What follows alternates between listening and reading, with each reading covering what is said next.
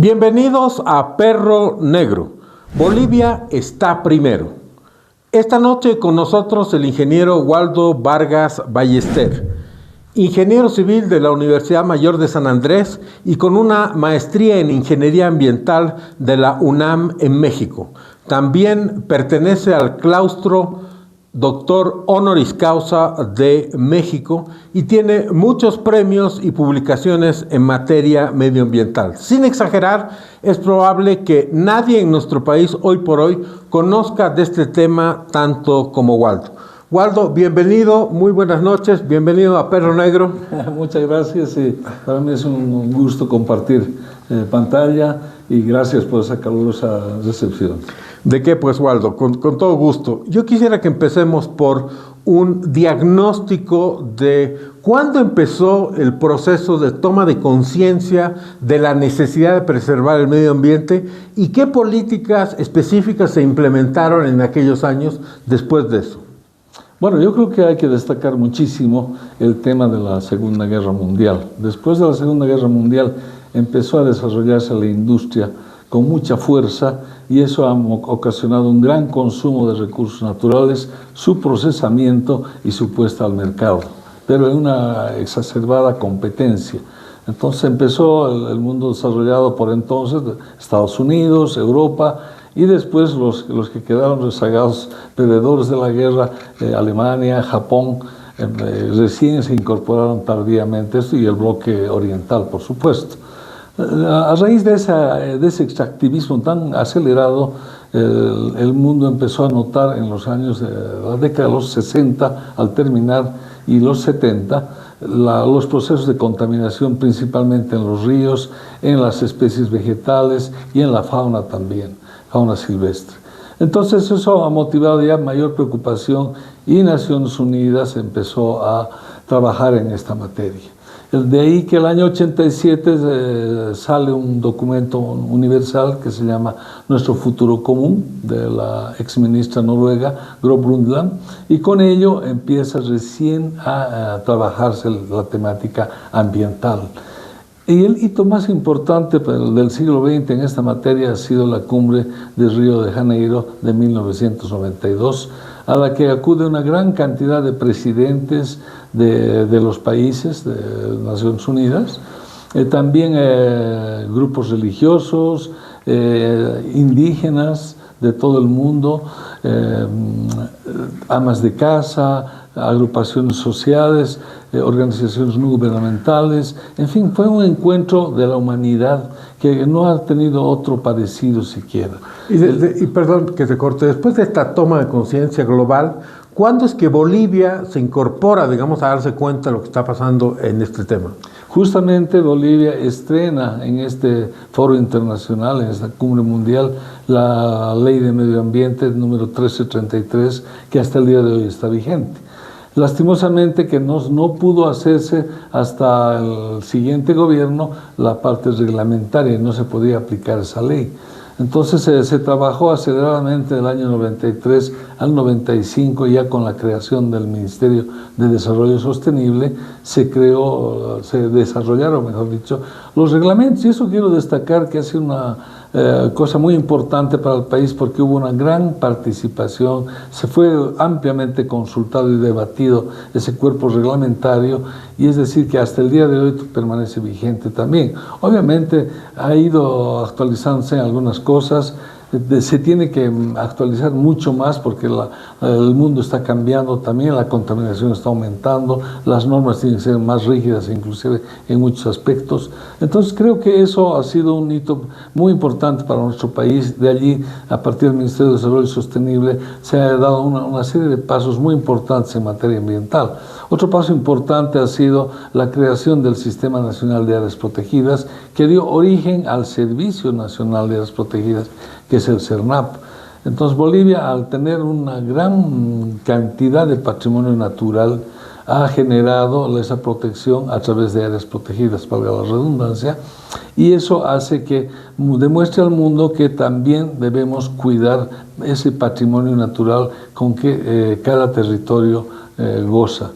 Es variable esto y Bolivia es uno de los países más beneficiados en este contexto.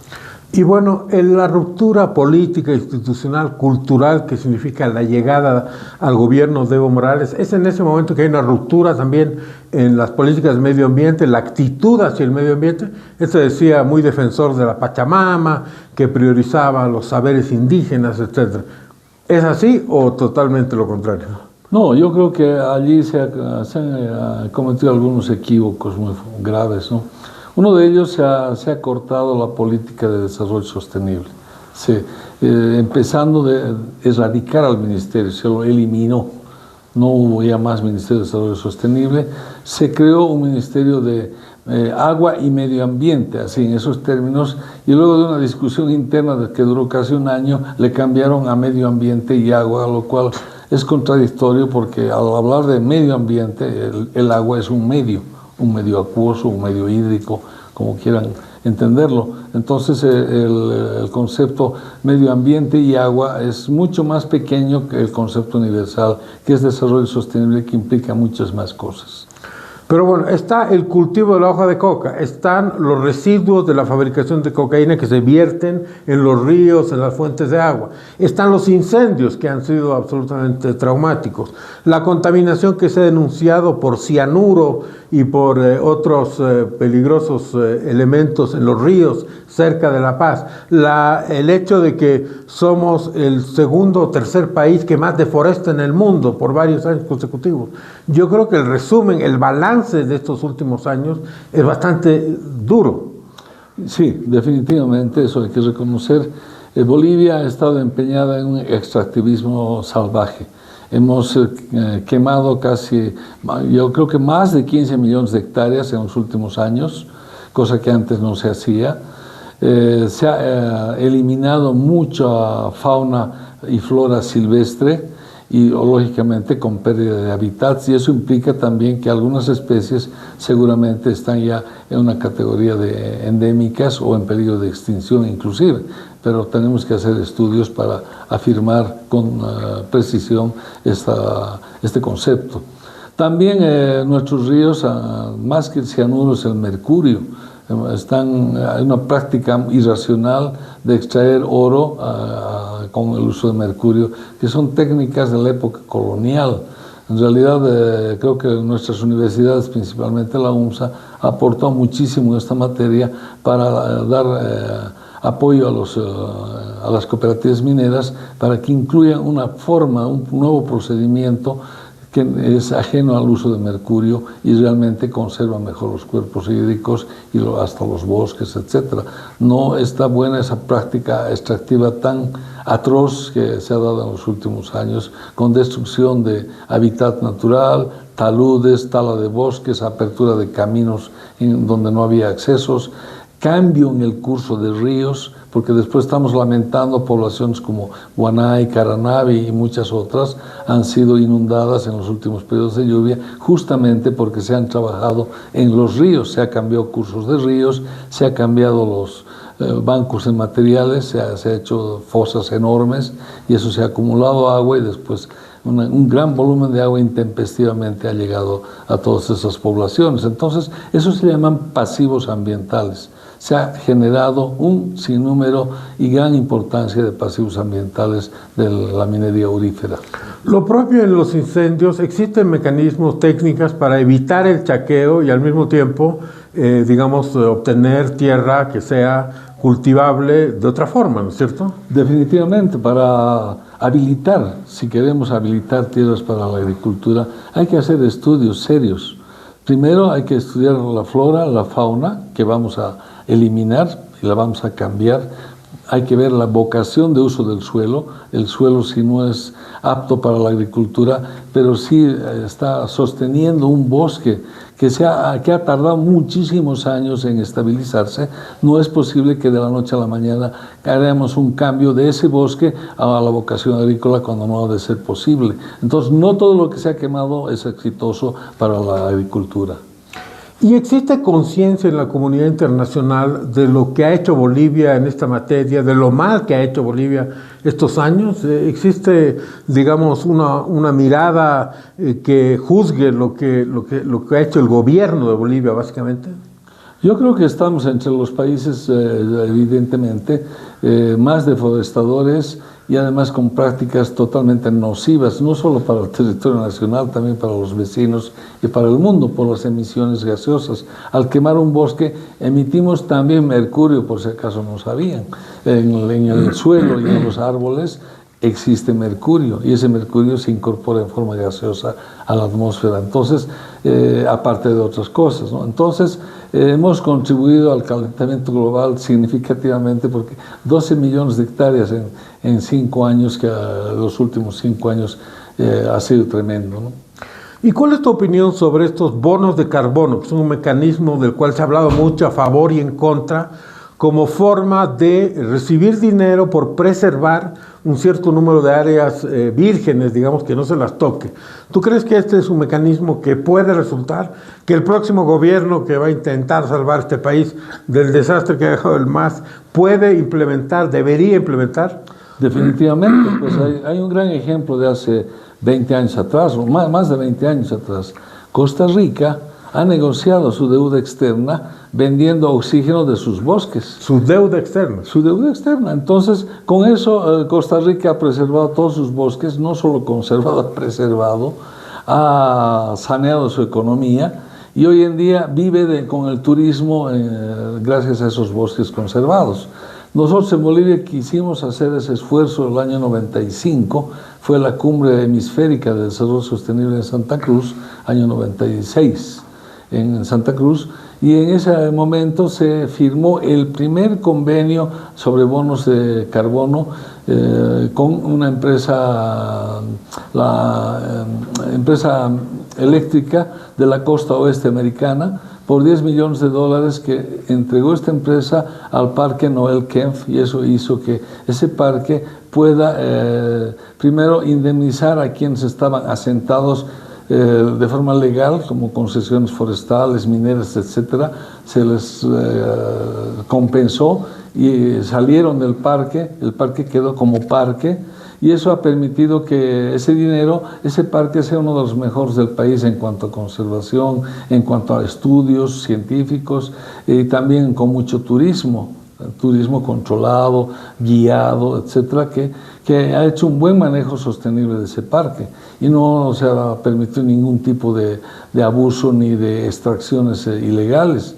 Entonces, ese es un buen concepto y el único ejemplo que hemos tenido en Bolivia. Lastimosamente, en los últimos 20 años se ha prohibido totalmente este negocio, como ya lo han llamado, mal llamado, porque no es un negocio. En realidad estamos vendiendo aire y eso no viene el comprador y se lo lleva en un saco y nos deja sin aire a nosotros. No, más bien nos ayuda a conservar. Y es una forma también de tener ingresos, de generar empleos, porque se generan empleos en todos los rubros que he mencionado, ¿no? Inclusive en el área científica hay muchísimo que estudiar de nuestros bosques para temas de salud, para temas de cosmetología, etc. Nuestras plantas apenas hemos investigado un bajo porcentaje. Y ni qué decir de nuestra fauna silvestre. Entonces, en esos estudios puede estar muchas soluciones a enfermedades modernas y otras enfermedades que pueden ir surgiendo con el tiempo, como estamos viendo que están apareciendo epidemias y hasta hemos tenido una pandemia por efectos de virus.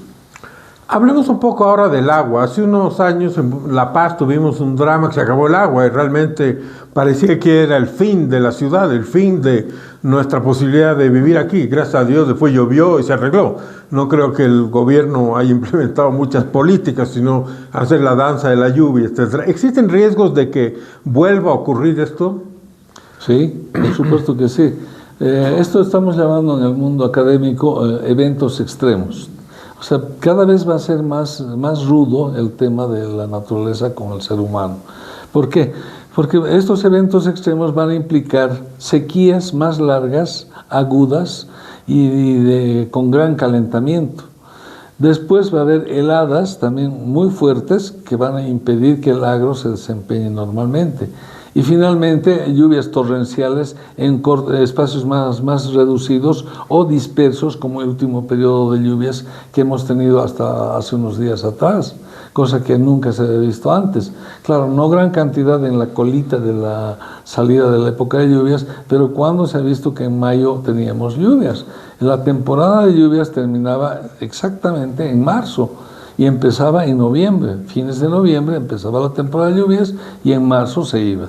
Era eso, muchísimos años atrás, los abuelos, bisabuelos se regulaban con eso, inclusive en la agricultura. Pero hoy en día esto ha cambiado radicalmente y esto nos va a obligar a muchas cosas. Una de ellas, a cambiar los procedimientos de la agronomía, la agricultura tiene que cambiar, la crianza de animales lo propio, tenemos que adaptarnos a esta nueva condición y a la forma de hacer diseños de ingeniería, proyectos y ejecutar obras de infraestructura también ha de cambiar fundamentalmente. No puede mantenerse con las mismas técnicas y procedimientos de los últimos años. Tenemos que evolucionar y adaptarnos a estas nuevas condiciones de cambio. Ahora, ¿hay algo que nosotros podemos hacer como ciudadanos en nuestras casas, en nuestro día a día, en nuestra vida cotidiana, para poner nuestro grano de arena o nuestra gota de agua, si vale el término, para preservar el agua? ¿Qué cosas le podemos decir a la gente que haga, que practique?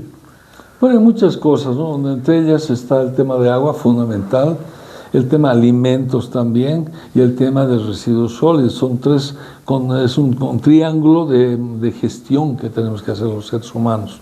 Entonces, en materia de agua, los usuarios, o sea, todos nosotros, tenemos que cuidar mucho el agua, es decir, bañarnos lo estrictamente necesario, utilizar inclusive algo de reciclaje. Si lavamos ropa, el agua que queda la podemos usar para lanzar al inodoro y evitar descargar el tanque.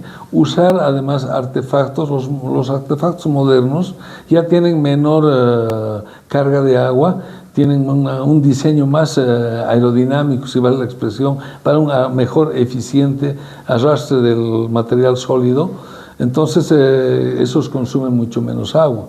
Después hay que colocar algunos reductores de presión en algunos grifos, en lavaplatos, lavavajillas, en lavamanos también, lavanderías, para que el caudal de agua no sea tan fuerte y no salpique y estemos desperdiciando agua. O sea, usemos el agua estrictamente necesaria para nuestros fines y no desperdiciémosla. Ahora, si tenemos vehículos, también procuremos no hacer el uso de lavado todos los días. O sea, es lindo tener un vehículo brillando, pero no a costa de mucho más consumo de agua, definitivamente. Ahora, hay una cosa que a mí personalmente me mata cuando recorres cualquier carretera del país. Está la carretera de asfalto, de tierra eventualmente, pero lo que sí es seguro es que en el borde hay otra carretera de plástico, en un lado y en el otro. Es decir, una basura continua que está en todos lados, está en el altiplano, está en los valles, está en el oriente. Realmente, ¿cómo no ha podido el gobierno implementar políticas para acabar esto? O sea, esto conspira contra el turismo. Hay una expresión en inglés que se dice eyesore, o sea, algo que te duele al ojo. Vas y ves un lugar tan bonito, verde, etcétera, y está lleno de plástico. Realmente es un tema que tenemos que administrar de otra forma. Esto es un tema de educación. Tienes muchísima razón en lo que mencionas. Es cierto, donde vamos estamos plagados de plástico. Y a eso se suman los famosos pañales. Esos son los más peligrosos porque contienen ese gel que tarda mucho, no es tan biodegradable que se diga, tarda mucho tiempo. Estamos plagados de mierda, no es palabras. Así es. Y quienes se contaminan más con ellos son la fauna silvestre, que a veces consume esos plásticos y son tóxicos, obviamente, para ellos. Entonces, ¿cómo se resuelve eso? Con educación. Hay que educar al usuario y también al transportista. Cada vehículo, no importa que sea privado o público, y si es público con mayor razón, tiene que tener un recipiente para residuos sólidos. Entonces el usuario debe acostumbrarse a colocar en ese recipiente y el transportista, cuando llegue a destino, quitar la bolsa correspondiente y disponerla apropiadamente en un contenedor ya municipal, etc. Y nunca, para nada, lanzar en la calle o en las carreteras, peor todavía. Parece algo muy simple, pero lamentablemente en nuestro medio puede ser especialmente difícil. Por último, querido Waldo, estamos en época preelectoral o ya electoral. Tú ves que entre los partidos, en otros países hay, como sabemos, los partidos verdes, cuyo discurso fundamental gira alrededor de este tema, cuya visión gira alrededor de este tema. Los partidos, los candidatos que hasta ahora hemos visto, han hablado, han expresado sus ideas sobre el medio ambiente, o básicamente hasta ahora, en lo que hemos escuchado, han ignorado olímpicamente el tema. No, yo te agradezco que hayas tocado este tema porque realmente nadie lo está haciendo. Y yo veo que con mucha tristeza que hace más de 20 años en el país el tema ambiental parece que ha pasado a un tercer plano inclusive. Parecería que no nos importa y no nos damos cuenta el riesgo que estamos corriendo como civilización, como habitantes de este maravilloso territorio que es Bolivia, y no lo cuidamos. Entonces, veo con extrañeza que ninguno de los candidatos menciona una política clara en recursos naturales, en conservación del patrimonio natural. Y al hablar de patrimonio natural, obviamente estamos hablando del tema ambiental, porque el patrimonio natural es todo lo que conlleva el país, el aire, el agua, el suelo, nosotros, la biodiversidad, etc. Entonces, ese es el patrimonio natural que es muy rico en Bolivia y nosotros tenemos la obligación de cuidar eso y vivir con calidad ambiental, es decir, respirar un buen aire, tener agua buena al alcance de todos, tener agua para riego, es decir, gestionar esos recursos naturales. Y hoy en día ya no es solamente la gestión ambiental, ya se suma a la gestión de desarrollo sostenible, se suman dos gestiones más, que no se la está manejando, la gestión del riesgo y la gestión de recursos naturales. Entonces, el de cambio climático, perdón. La gestión del cambio climático implica varias acciones. Y una cabeza, una sola cabeza. Hoy en día hay 10 cabezas que están manejando esas tres gestiones, bueno, manejando entre comillas porque no hemos visto un manejo certero, con resultados productivos y realmente que nos dé confianza y tranquilidad. Digamos, sí, está bien cuidada Bolivia, no es cierto, no vemos eso. Entonces, esas tres gestiones tienen que manejarse de una forma integral y no se está haciendo eso. La gestión del riesgo vemos que se maneja en el Ministerio de Defensa, pero eso no es gestión del riesgo, eso es atención de emergencias. No digo que esté mal eso, pero no es la forma de hacerlo. Debemos anticiparnos a la condición de riesgo. Entonces tiene que haber una gestión del riesgo con entidades, con educación, con diseño, con realizar hasta invenciones para adaptarnos mejor, porque la naturaleza y el mundo está cambiando. Estamos viendo que los desastres cada vez son más severos, más activos y ojalá que nunca en Bolivia tengamos erupciones volcánicas, pese a que estamos en un sitio volcánico. Ese es el peor riesgo que nos podría amenazar. Tenemos riesgos de sismos, tenemos riesgos de inundaciones, de heladas, de sequías, de grandes torrentes de precipitación, mejor dicho, ya sea los granizos, para no ir muy lejos. Antes los granizos eran como una arveja en Bolivia, alguna vez como una pequeña papaliza. Hoy en día ya nos han caído hasta como pelotas de golf.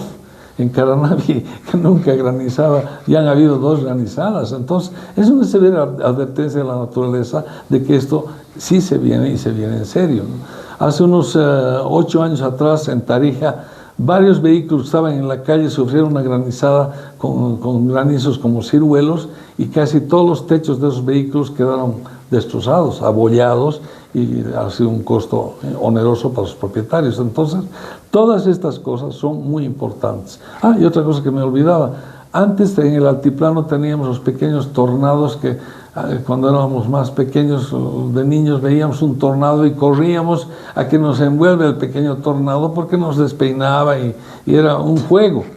A ver, hoy en día ya han aparecido tornados de más diámetro, de 8 metros de diámetro, que han arrancado techos en el alto. Entonces, eso también es otro motivo de preocupación, que ese tornadito que conocemos nunca se vuelva un tornado como los de Estados Unidos. Bueno, Waldo Vargas, muchísimas gracias por todo este conocimiento que has compartido con nosotros. El tema de medio ambiente es absolutamente uno de la larga lista de temas que han sido descuidados estos años. Y es un tema que hace a la calidad de vida y a la necesidad de todos nosotros, de los que viven en el oriente, en el occidente, de los ricos, de los pobres, de los jóvenes, de los viejos. Es un tema que puede mejorar o dañar nuestra calidad de vida grandemente. Por eso necesitamos en profundidad que los candidatos hagan conocer su posición sobre este tema, que escuchemos a gente entendida como Waldo, que se expresa con tanta solvencia y conocimiento sobre el tema. Muchísimas gracias. Bolivia está primero.